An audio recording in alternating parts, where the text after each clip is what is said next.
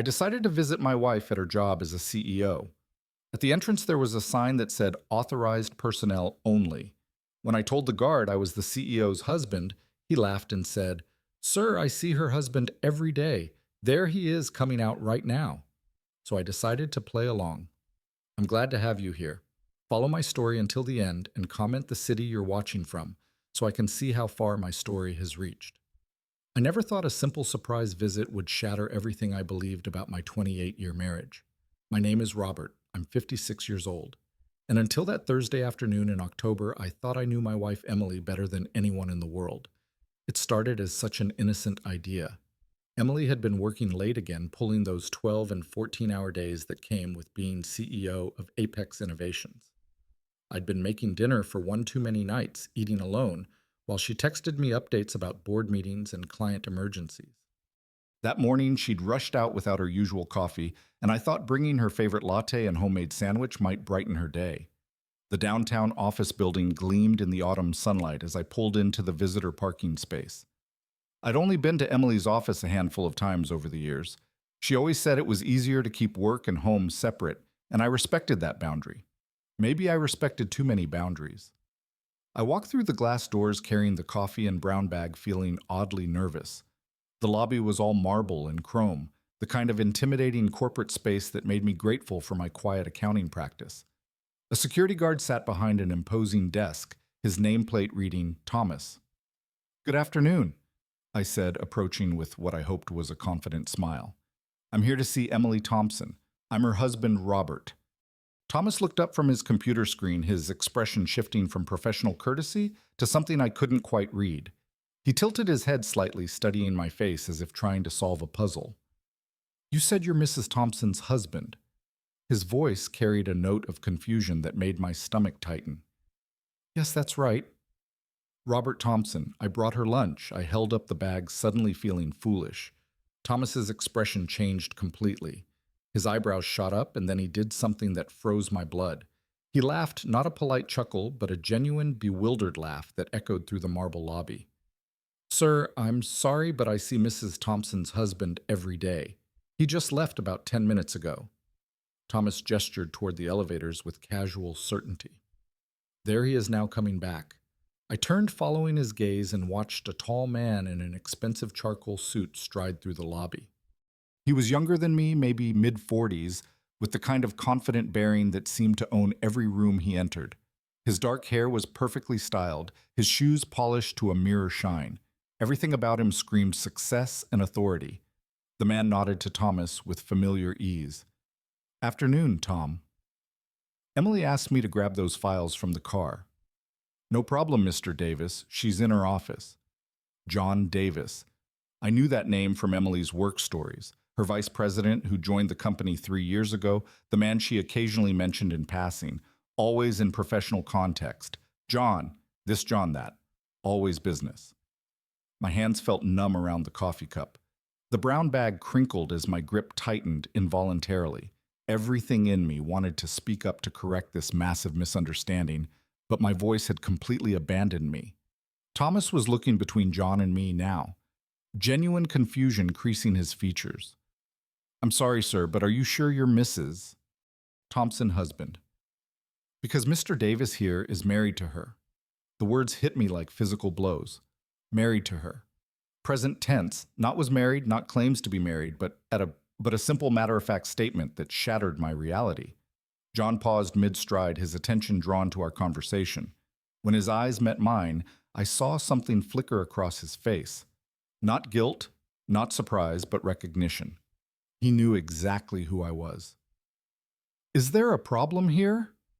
John's voice was smooth, controlled, the voice of a man accustomed to managing difficult situations. Something cold and calculating passed through my mind in that moment. Every instinct screamed at me to explode, to demand answers, to create the scene this situation deserved. But a deeper wisdom born from 28 years of reading people in situations in my accounting practice told me to play along. "Oh, you must be John," I said, forcing my voice to remain steady. "Emily's mentioned you. I'm Robert, a friend of the family." The lie tasted bitter, but it bought me time to think. "I was just dropping off some documents for Emily." John's shoulders relaxed slightly, but his eyes remained watchful. Ah, yes. Emily's mentioned you too. Had she? What had she said? She's in meetings most of the afternoon, but I can make sure she gets whatever you brought. I handed over the coffee and sandwich. My movements is mechanical. Just tell her Robert stopped by. Of course. John's smile was perfectly professional, perfectly normal, as if we hadn't just had the most surreal conversation of my life. I walked back to my car, in a daze, my legs moving without conscious direction. The October air felt sharp against my skin, but I barely noticed. Everything looked the same as when I'd arrived 30 minutes ago, but my world had fundamentally shifted. Sitting in the driver's seat, I stared at the office building through my windshield. 28 years of marriage. 28 years of sharing a bed, a home, dreams, fears inside jokes that nobody else understood. 28 years of believing I knew this woman completely. My phone buzzed with a text from Emily. Running late again tonight. Don't wait up. Love you. Love you. The words that had once brought me comfort now felt like another lie in what was apparently a web of deception I'd been blind to. How long had this been going on? How many times had John been introduced as her husband while I sat at home making dinner for one believing her stories about late meetings and business dinners? I started the car and drove home through familiar streets that suddenly felt foreign. Our house looked the same. The red brick colonial we'd bought when Emily first made partner at her previous firm. The garden she'd insisted on planting our second year there. The mailbox with both our names printed in careful script. Everything exactly as I'd left it, except now I knew it was all built on lies. Inside, the silence felt different. It wasn't the comfortable quiet of a home waiting for its occupants to return. It was the hollow emptiness of a stage set, a carefully constructed facade. I walked through rooms filled with our shared memories, vacation photos, wedding pictures, the ceramic bowl Emily had made in that pottery class she'd taken 5 years ago. Had any of it been real? I made myself a cup of tea and sat at the kitchen table, staring at nothing. My mind kept replaying the scene at the office, searching for clues I'd missed, explanations that might make sense of what I'd witnessed. But there was only one explanation that fit, and it was one I wasn't ready to accept. The front door opened at 9:30 just as it had countless times before. Emily's heels clicked against the hardwood floor, her keys jangled as she set them on the hall table. Normal sounds of a normal evening, except nothing was normal anymore. Robert, I'm home. Her voice carried the tired warmth I'd grown accustomed to over the years. She appeared in the kitchen doorway, looking every inch the successful CEO in her tailored navy suit, her blonde hair still perfectly arranged despite her long day. How was your day? I asked the question automatic. She sighed, loosening her jacket. Exhausting, back-to-back meetings all afternoon. Did you eat already? I nodded, studying her face for any sign of deception, any hint that she knew about my visit to her office. There was nothing. Her expression was exactly what it had always been. Tired, distracted, but genuinely glad to see me. I brought you coffee today, I said carefully. To your office. Emily paused in the middle of reaching for a glass. For just a fraction of a second, something shifted in her expression. Then she smiled. You did? I didn't get any coffee. I gave it to John to pass along. Another pause so brief I might have imagined it. Oh, John mentioned someone stopped by. I had back-to-back meetings all afternoon, so I probably missed it. She moved to the refrigerator, her back to me. That was sweet of you to think of me. I watched her pour herself a glass of wine, noting how her hands remained perfectly steady. Either she was telling the truth, or she was the most accomplished liar I'd ever met. After 28 years of marriage, I was terrified to discover which one it was. The rest of the evening passed in a surreal pantomime of normally. We watched the news together, discussed our weekend plans, went through the same bedtime routine we'd followed for decades. But underneath it all, a terrible new awareness pulsed like a second heartbeat. As Emily slept beside me, her breathing deep and peaceful, I stared at the ceiling and wondered how many other lies I'd been living with. How many times had she come home from spending the day being John's wife, only to slip seamlessly back into being mine? How long had I been sharing my life with someone who was living a completely different one when I wasn't around? The numbers man in me started calculating. 3 years since John joined the company. How many late nights? How many business trips? How many times had she mentioned his name in passing, conditioning me to accept his presence in her professional life while he was actually inhabiting something much more personal? But the questions that haunted me most weren't about timelines or evidence. They were simpler and infinitely more devastating. Who was the woman sleeping next to me? And who had I been married to all these years? The next morning arrived with cruel normalcy. Emily kissed my cheek before leaving for work, the same quick peck she'd given me for years. She wore her favorite perfume, the one I'd bought her for Christmas 2 years ago. Everything about her was familiar, comforting, exactly as it had always been, except now I knew I was kissing a stranger. I called my office and told my assistant I'd be working from home. For the first time in my 15-year practice, I couldn't bear the thought of discussing tax returns and quarterly reports. Instead, I sat at my kitchen table with a cup of coffee that grew cold while I stared at Emily's coffee mug in the sink. She'd used it that morning just like always. Had she been thinking about John while she drank from it? By noon, I found myself doing something I'd never done before, going through Emily's things, not frantically, not desperately, but with the methodical precision that had made me successful in accounting. I started with the obvious places: her home office, the desk where she sometimes worked in the evenings. The drawers revealed nothing suspicious. Work EP Papers Company, letterhead business cards from clients I recognized from her stories.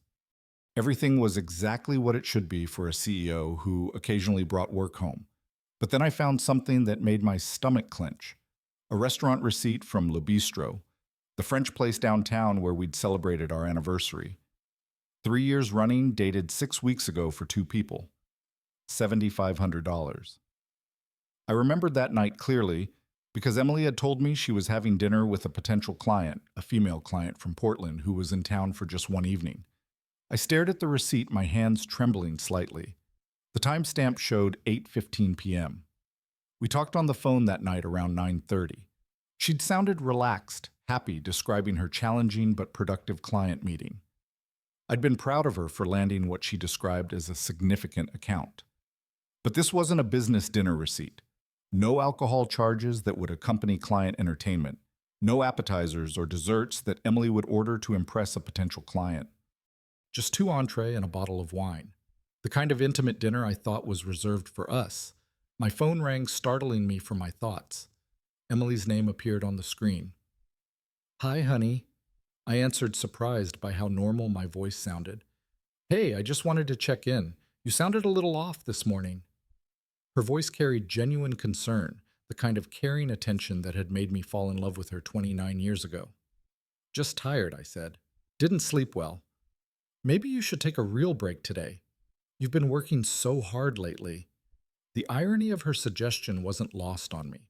While I'd been working hard at my small practice, she'd apparently been working hard at maintaining two separate lives. "Actually, I was thinking about that dinner you had with the client from Portland. The one about 6 weeks ago. How did that work out?" A pause. So brief that most people wouldn't notice it. But after 28 years of marriage, I knew Emily's speech patterns. She was calculating. Oh, that it didn't pan out the way we'd hoped. She decided to go with a local firm. Her voice remained steady, casual. "Why do you ask?" "Just curious. You seemed excited about it at the time." "Well, you win some, you lose some." I could hear typing in the background. She was probably answering emails while talking to me, multitasking the way she always did. "I should get back to this board meeting prep. See you tonight." "See you tonight." After she hung up, I sat staring at the receipt. Either she was lying about the client meeting or she was lying about the dinner. Either way, she was lying. I spent the rest of the afternoon like a detective in my own life, examining familiar things with new eyes. The credit card statements I'd always glanced at, casually trusting Emily to handle our finances since she made 3 times what I did. Now I studied them line by line. Lunch charges on days when she told me she was brown bagging it to save money. Gas station purchases in neighborhoods across town far from her usual routes.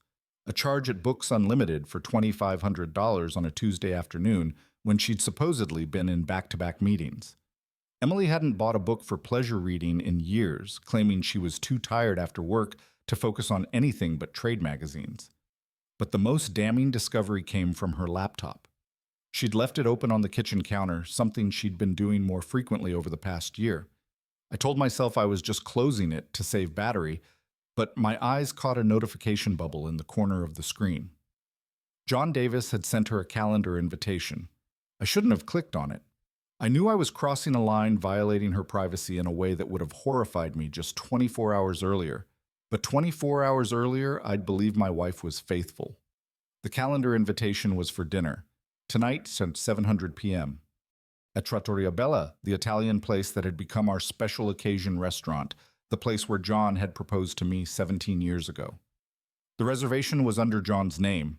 My chest felt tight as I scrolled through more calendar entries. Lunch meetings with John that weren't labeled as business, doctor's appointments that Emily had never mentioned to me, a weekend spa retreat 3 months ago that she'd told me was a women's conference for female executives. But the entries that made me physically nauseous were the recurring ones. Coffee with F every Tuesday morning at 8:00 a.m. Dinner plans every other Thursday. Weekend planning marked for this coming Saturday when Emily had told me she needed to work. I was looking at a parallel life meticulously scheduled and carefully hidden. John wasn't just her work colleague or even her affair partner. Based on these calendar entries, he was her primary relationship. I was the side note, the obligation, the inconvenience worked around. The garage door rumbled open at 6:15. Emily was home early, unusual for a Thursday.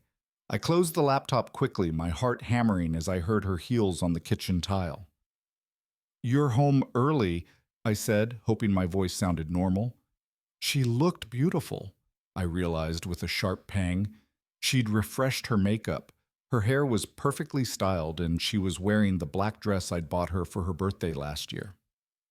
The dress she'd said was too fancy for everyday wear. I managed to wrap up early for once. She moved past me to the refrigerator, her perfume trailing behind her. "I thought maybe we could grab dinner out tonight. It's been forever since we did anything spontaneous." The lie was so smooth, so perfectly delivered that I almost believed it myself. If I hadn't seen the calendar invitation, I would have been thrilled by her suggestion. I would have rushed to change clothes, grateful for this unexpected attention from my successful, busy wife. "Where did you have in mind?" I asked. "Oh, I don't know. Maybe that new sushi place on Main Avenue, or we could try something completely different." She was checking her phone as she spoke, her fingers moving quickly across the screen. I watched her type, wondering if she was texting John. Was she canceling their dinner rescheduling, or was this part of some elaborate game I couldn't even begin to understand? "Actually," she said, looking up from her phone with apparent disappointment, "I just remembered I have that conference call with the Tokyo office. It totally slipped my mind." She shook her head woefully. "Rain check, of course." The words came out automatically, but inside something cold and hard was crystallizing. "What time is your call? 7:30. Could run until 9 or 10. You know how these international things go." She was already moving toward the stairs toward our bedroom where she kept her work clothes. "I'll probably just grab something quick on my way back to the office." I nodded, playing my part in this elaborate deception. "I'll make myself something here." She paused at the bottom of the stairs, looking back at me with what appeared to be genuine affection. "You're so understanding, Robert. I don't know what I'd do without you." The words that should have warmed my heart instead felt like ice picks. How many times had she said variations of this while preparing to spend the evening with another man? How many times had I smiled and kissed her goodbye unknowingly, sending her off to her real life? I watched her climb the stairs, listening to her movements in our bedroom. She was changing out of the black dress, probably into something more businesslike for her conference call, or maybe into something entirely different for her dinner with John. 20 minutes later, she came back down wearing a navy blouse and dark slacks, professional but attractive. Her makeup was perfect, her hair touched up. She looked like a woman preparing for an important evening, not someone settling in for a long phone conference. "I'll try not to be too late," she said, kissing my cheek. The same spot she'd kissed that morning, but now it felt like a betrayal instead of intimacy. "Take your time. I'll probably turn in early anyway." She gathered her purse, her laptop bag, her keys, the same routine I'd watched thousands of times. But now I knew I was watching an actress preparing to leave one performance for another. The house felt different after she left. Not empty, but haunted. Every familiar object seemed to mock me with its false comfort. The wedding photos on the mantle, the vacation souvenirs on the bookshelf, the coffee table we'd picked out together 10 years ago when we'd redecorated the living room. All of it was real, but none of it meant what I'd thought it meant. I made myself a sandwich and sat in front of the television, but I couldn't focus on anything. My mind kept circling back to the same impossible questions. How long had this been going on? How had I missed the signs for so long? And most devastatingly, had our entire marriage been a lie, or had something changed along the way? At 8:30, I found myself driving past Trattoria Bella. I told myself I was just going to the grocery store, that this route was perfectly normal. But when I saw Emily's silver BMW in the restaurant parking lot, parked next to a dark Mercedes I assumed belonged to John, the last thread of hope I'd been clinging to snapped. They were in there right now, sharing the same kind of intimate dinner I thought was exclusive to our marriage. Was he telling her he loved her? Was she laughing at his jokes the way she used to laugh at mine? Were they planning a future that didn't include me? I drove home in a daze, the weight of my new reality settling around me like a heavy coat. My wife of 28 years was living a double life, so complete, so seamlessly integrated that I'd been completely blind to it. The woman I'd thought I knew better than anyone was a stranger. The marriage I'd believed was solid was apparently just the cover story for her real relationship. But perhaps the most shattering realization was this. I had no idea how long I'd been living this lie, and I had no idea what to do about it. The revelation came 3 days later in the most mundane way possible. I was cleaning out the junk drawer in the kitchen, something I did quarterly to keep our household organized, when my fingers closed around a key I didn't recognize. It was brass worn smooth at the edges, attached to a keychain from Riverside residences across town. I stared at it for a long moment, my mind trying to process what I was seeing. We owned our house outright, had for the past 8 years. Neither of us had any reason to have an apartment key, let alone one from a complex 30 minutes away from our neighborhood. That afternoon, while Emily was at what she'd called a client presentation, I drove to Riverside Residences. The complex was nice, upscale, but not ostentatious, the kind of place where successful professionals might keep a discreet second residence. I sat in my car in the visitor parking area, staring at the key in my palm and wondering if I really wanted to know what door it opened. The answer came when I saw John's Mercedes pull into a numbered space. I watched him get out carrying a grocery bag and what looked like dry cleaning.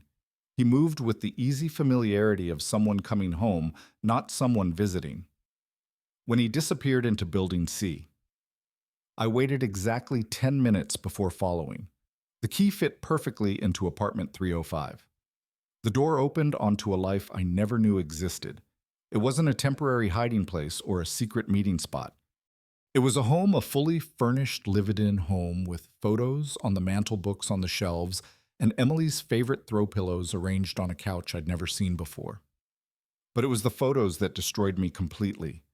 Emily and John at what looked like a company Christmas party, his arm around her waist in a possessive, intimate way. The two of them on a beach I didn't recognize, both tanned and relaxed. Emily wearing a sundress I'd never seen, John kissing her cheek while she laughed, her left hand visible and notably bare of the wedding ring she wore at home. I moved through the apartment like a ghost, cataloging evidence of a relationship that was clearly far more than an affair.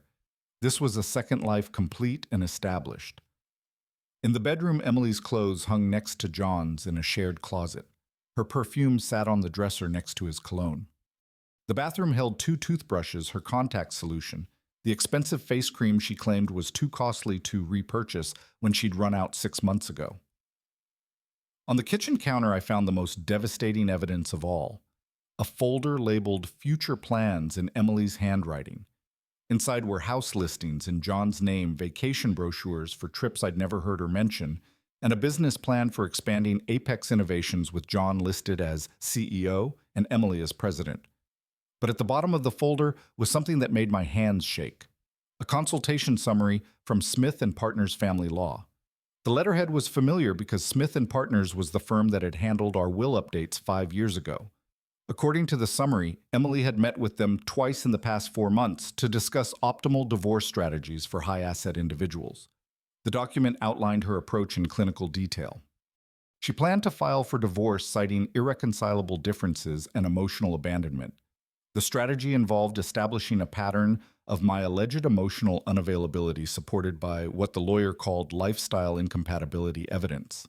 According to this plan, my preference for quiet evenings at home would be presented as social isolation. My satisfaction with my small accounting practice would become lack of ambition. My contentment with our modest lifestyle would be reframed as inability to support her professional growth. But the most chilling part was the timeline. Emily had been planning this divorce for at least 2 years, carefully documenting instances of what she called my withdrawn behavior. She'd been creating a narrative of our marriage that painted me as an inadequate husband who'd gradually become emotionally unavailable.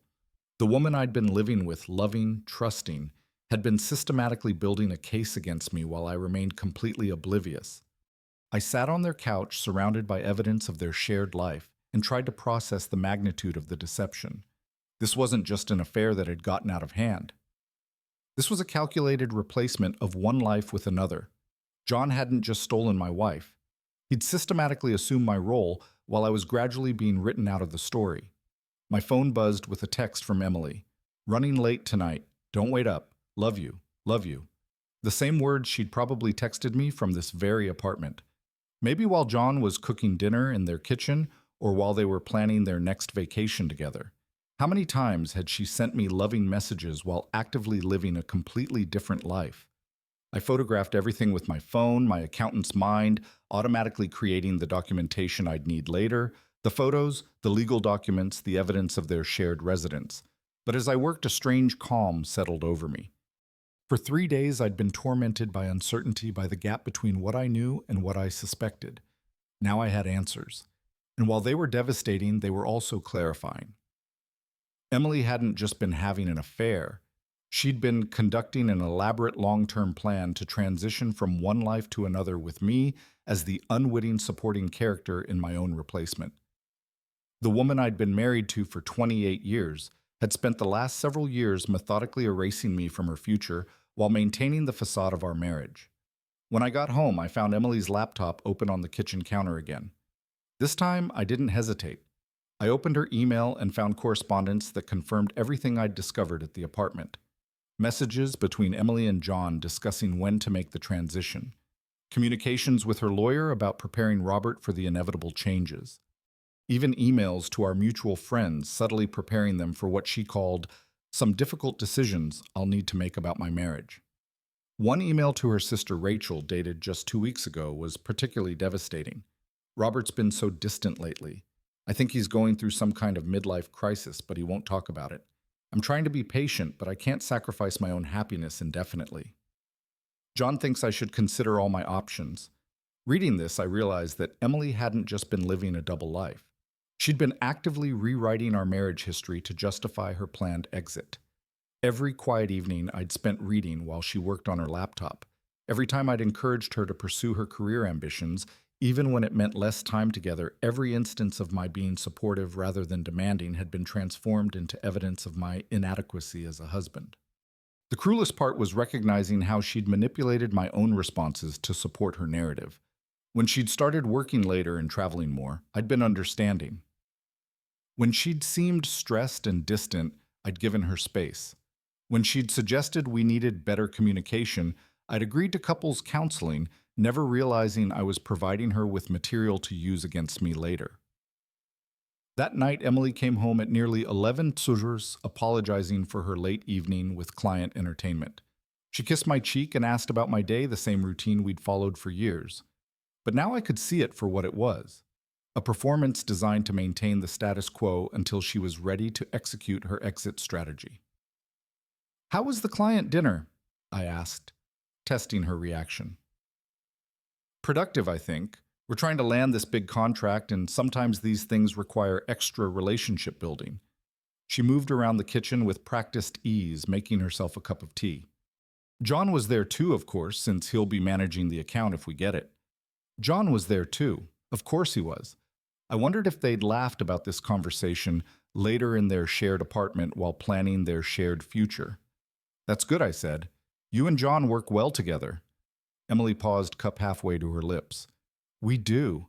He really understands the business side of things.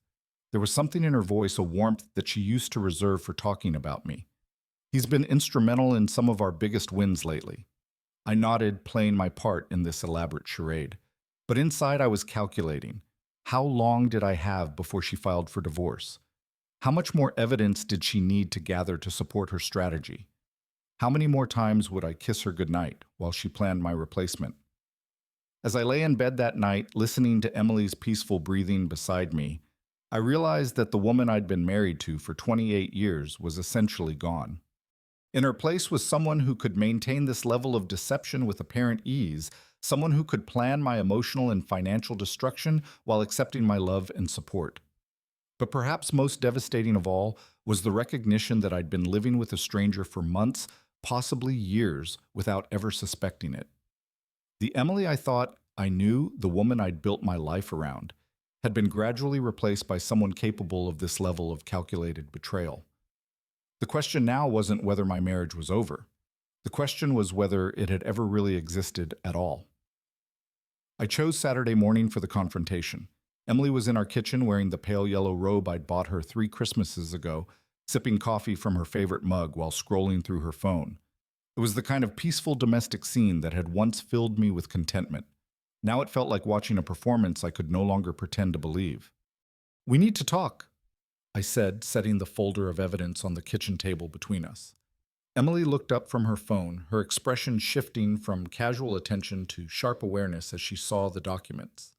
Her coffee mug paused halfway to her lips, and for just a moment I saw something flicker across her face that might have been relief. "What's this about?" she asked, but her voice lacked the confusion it should have carried. She knew exactly what this was about. "I went to your apartment yesterday, the one at Riverside Residence." I sat down across from her, noting how her shoulders straightened, how her breathing shifted to something more controlled. I used the key from our junk drawer. Emily set down her mug with deliberate precision.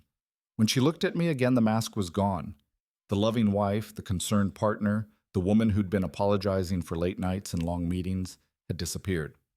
In her place sat someone I barely recognized, someone whose eyes held a coldness I'd never seen before. "I see." Her voice was calm, matter-of-fact. "How much do you know?" The question hit me like a physical blow. Not denial, not confusion, not even anger, just a practical inquiry about the extent of my discovery, as if we were discussing a business problem that needed to be managed. Everything, I said. The apartment, John, the divorce planning, the legal strategy, all of it. Emily nodded slowly, her fingers drumming against the table in a rhythm I recognized from her board meetings. She was calculating, processing, deciding how to handle this unexpected development in her carefully orchestrated plan.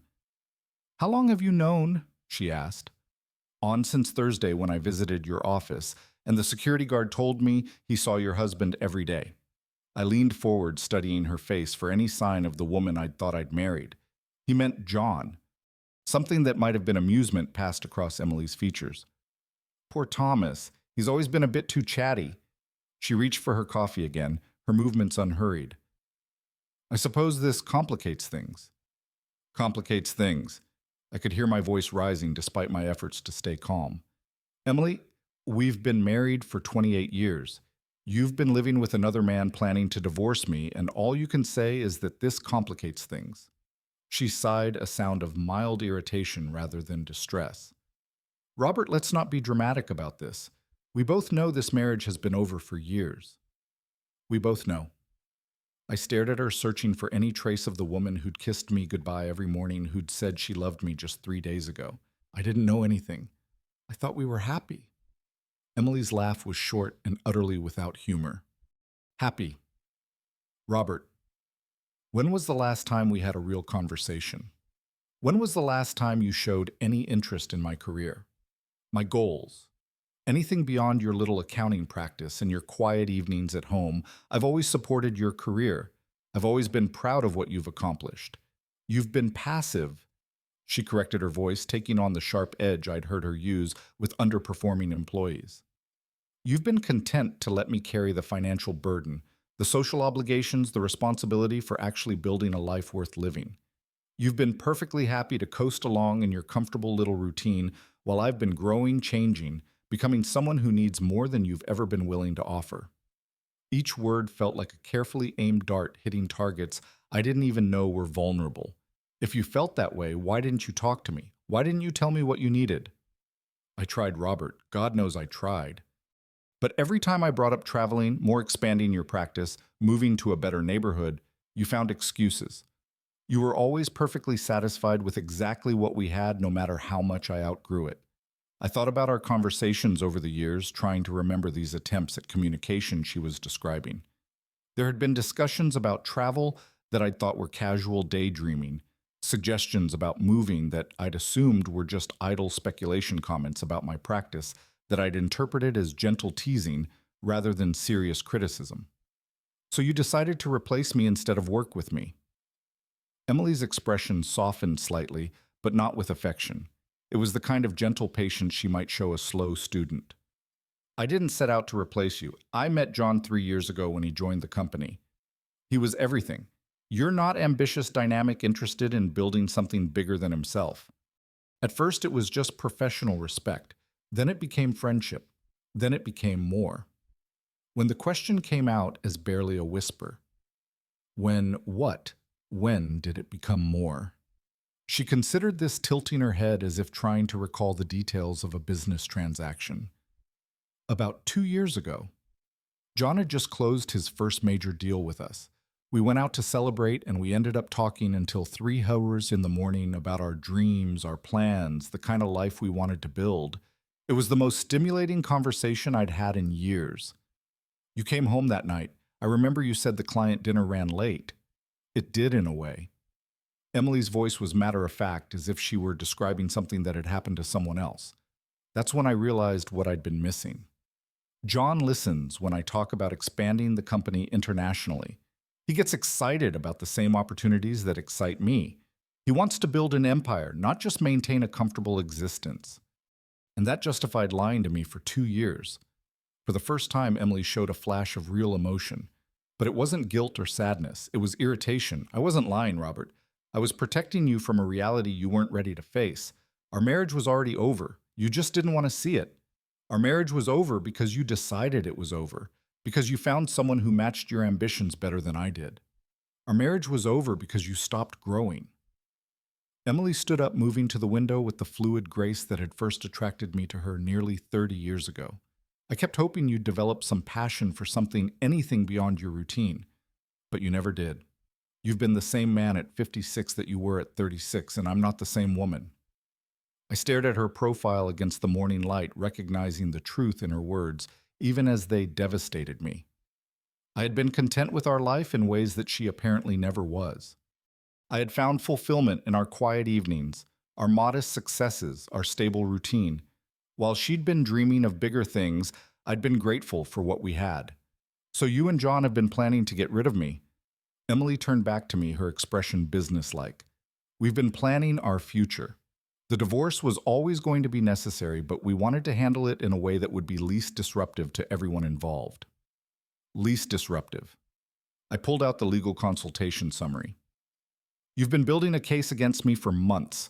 Emotional abandonment, lifestyle incompatibility. You've been documenting everything I do to use against me later. She had the grace to look slightly uncomfortable. The legal advice was to protect both of us. Divorce can get ugly if people aren't prepared. Protect both of us. Emily, you've been systematically destroying my reputation with our friends, making me look like an inadequate husband who drove you to seek happiness elsewhere. I've been honest about the state of our marriage, she said defensively. If that makes you uncomfortable, maybe you should ask yourself why. The circular logic was dizzying. She'd been unfaithful, deceptive, and manipulative, but somehow I was the one being asked to examine my behavior. It was a level of psychological manipulation that left me feeling unmet, questioning my own perceptions. Do you love him?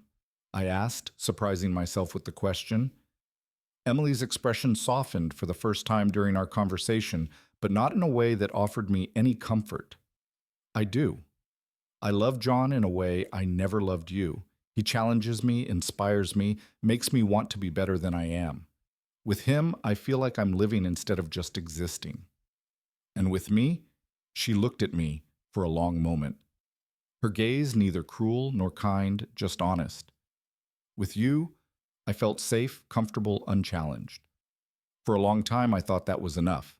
But it isn't, Robert. I want more than safe. I sat in silence, absorbing the weight of her words. 28 years of marriage, and what she'd valued most about me was my ability to provide emotional safety and comfort.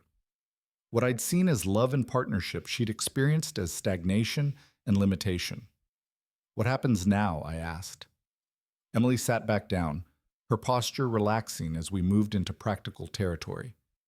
Now we handle this like adults. I was going to file for divorce next month anyway. This just accelerates the timeline. Next month, John and I want to be married by Christmas.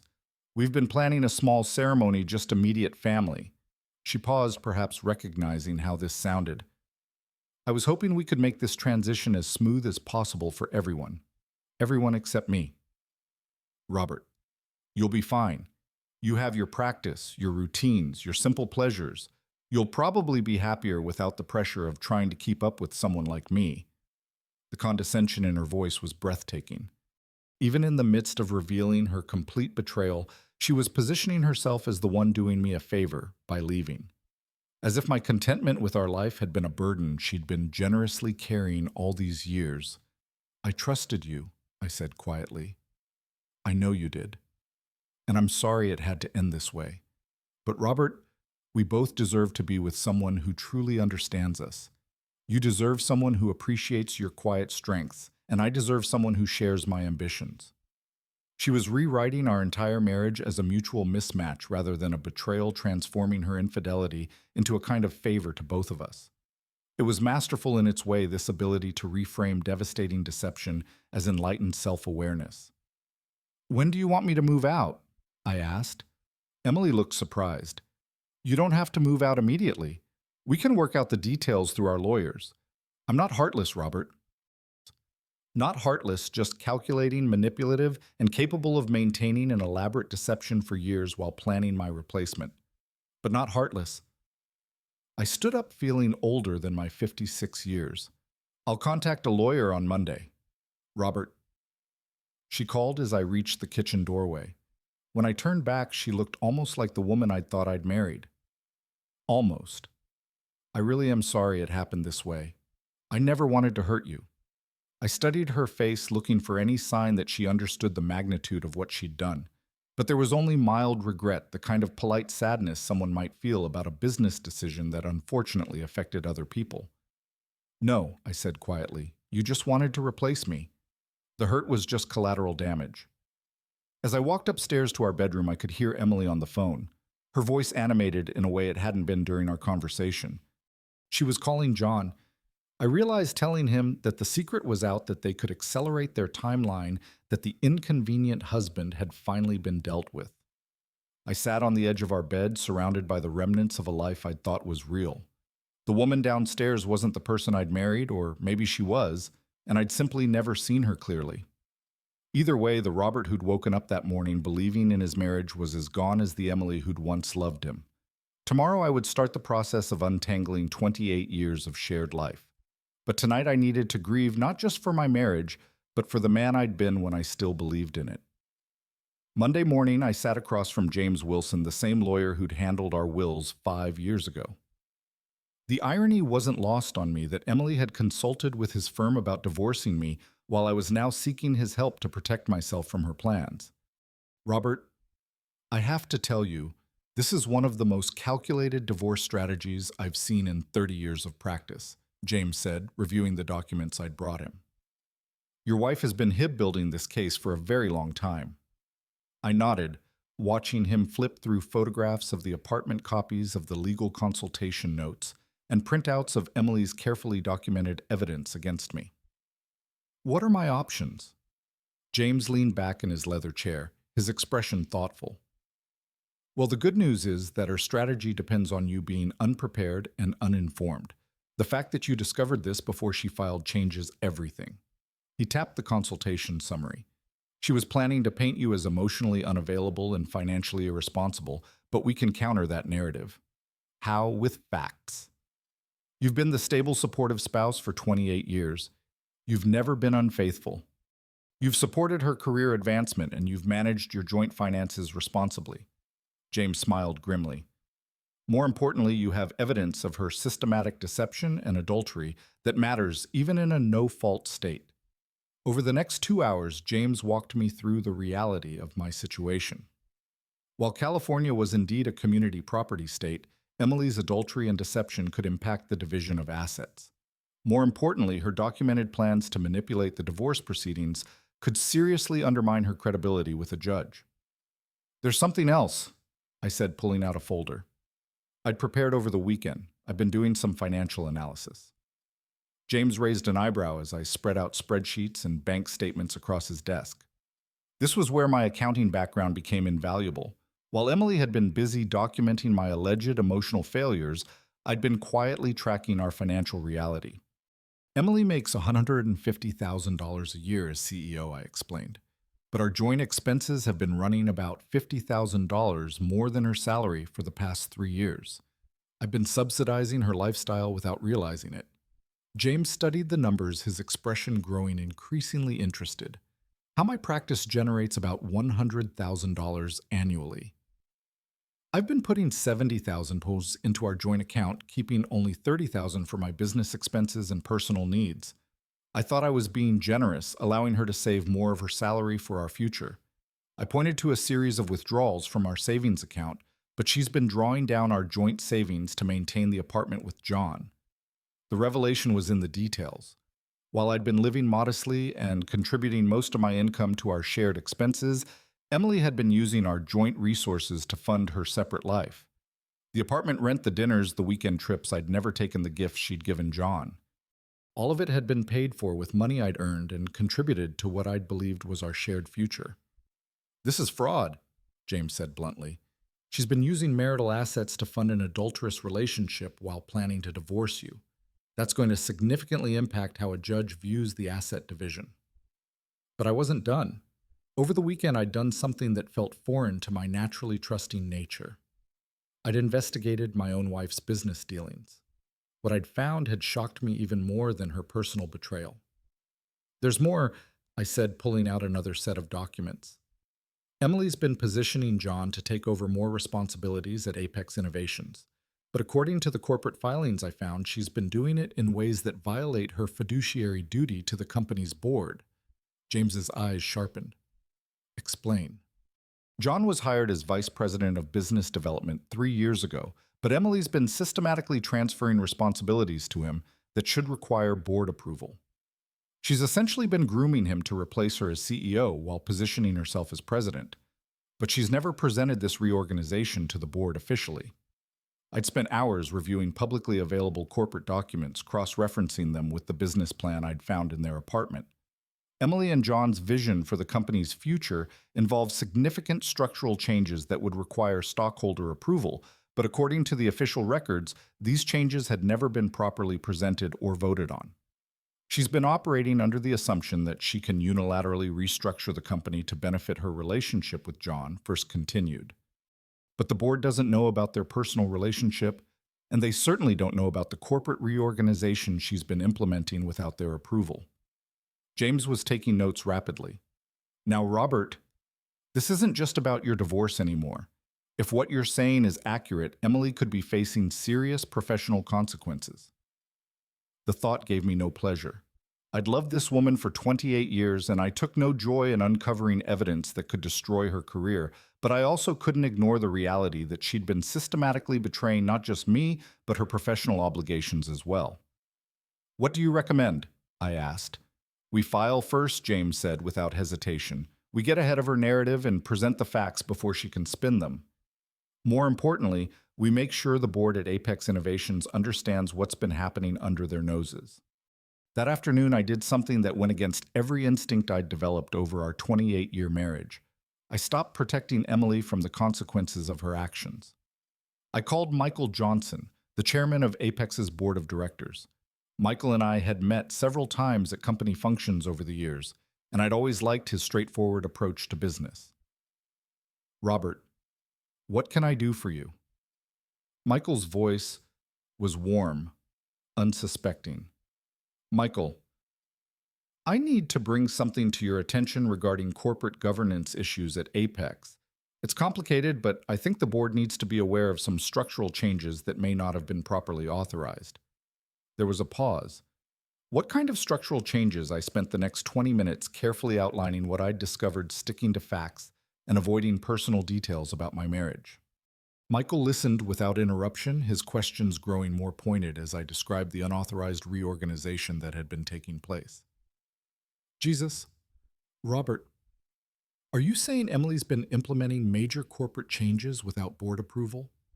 I'm saying that based on the documents I've seen, there appears to be a significant disconnect between what's been happening operationally and what's been reported to the board. And you're bringing this to me because I took a deep breath, because I believe in corporate integrity, and because the board has a right to know what's being done in their name. After I hung up, I sat in my office feeling a strange mixture of satisfaction and sadness.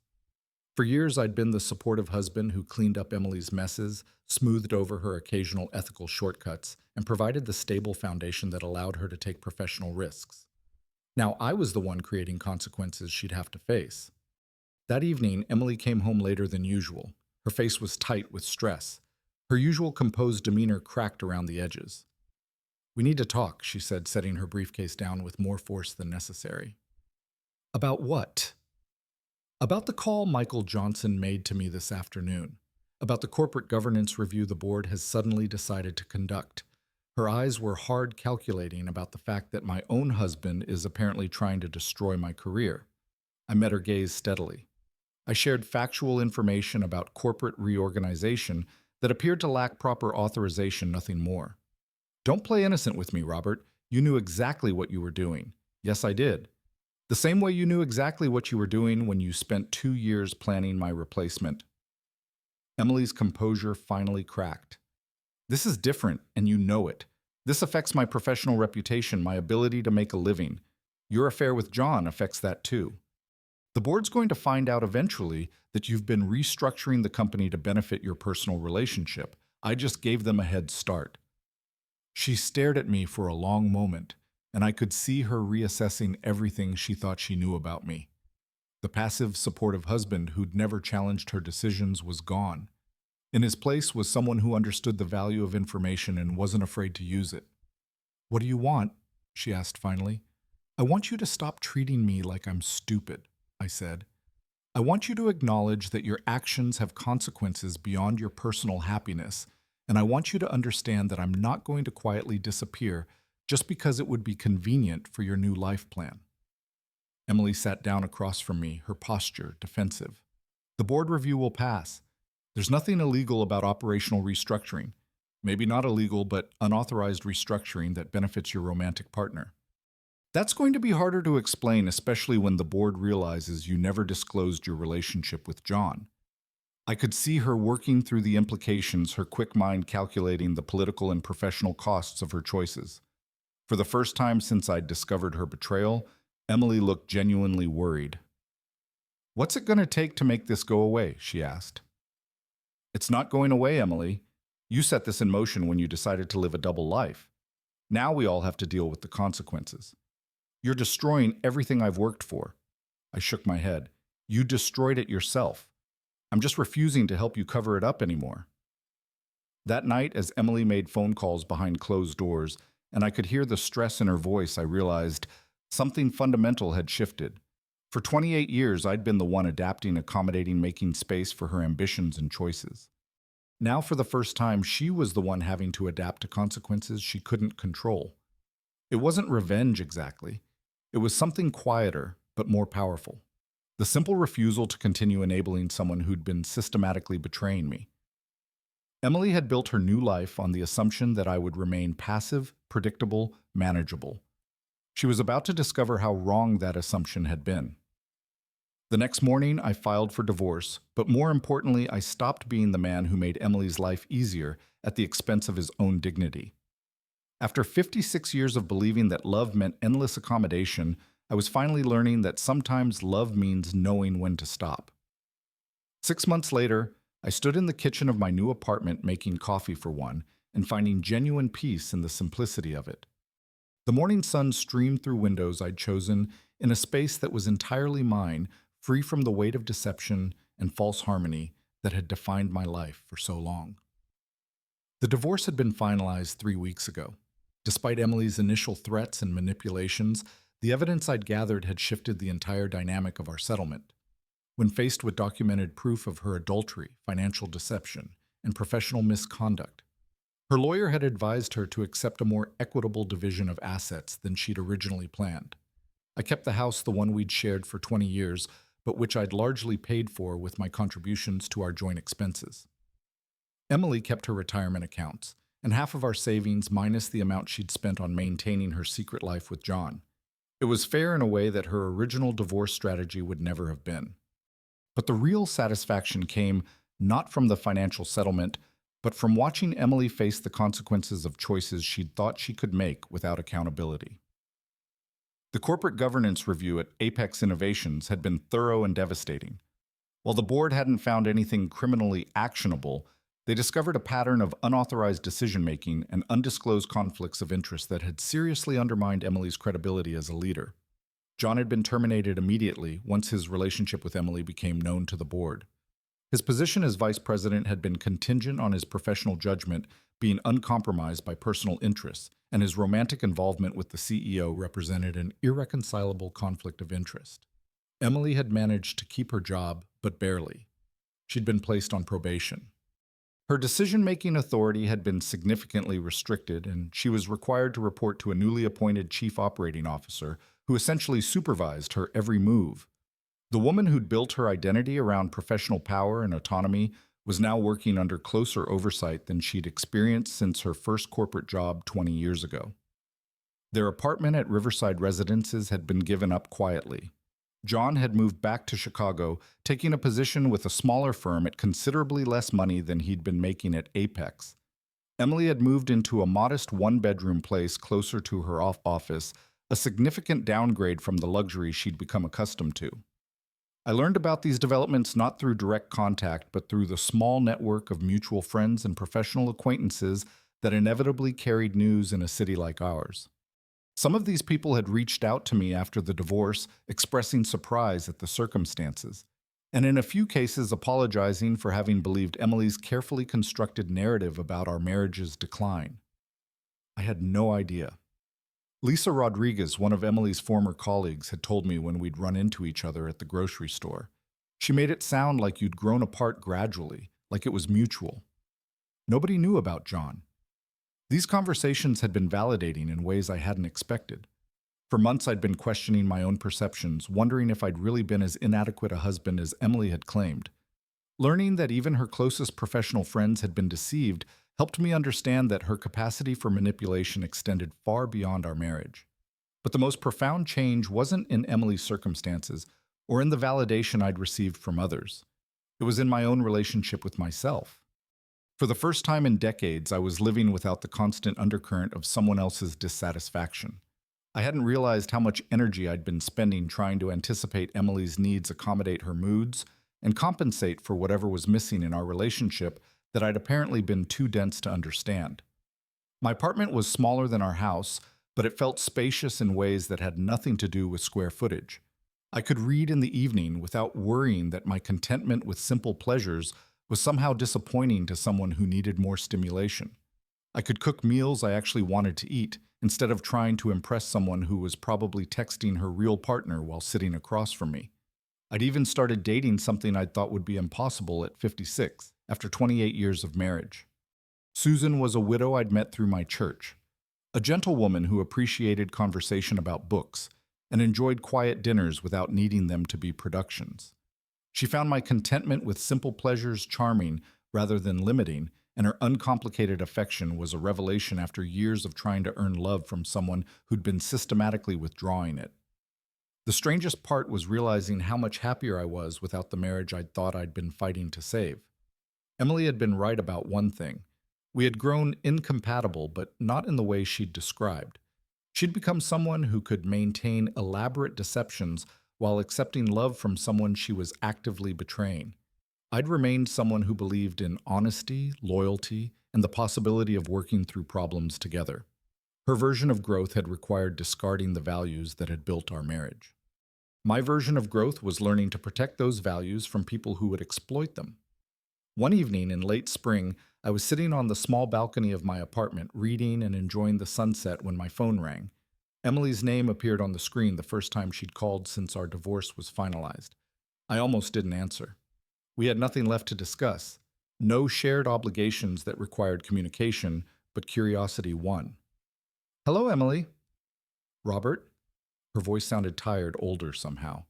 I hope I'm not disturbing you. What can I do for you? There was a long pause.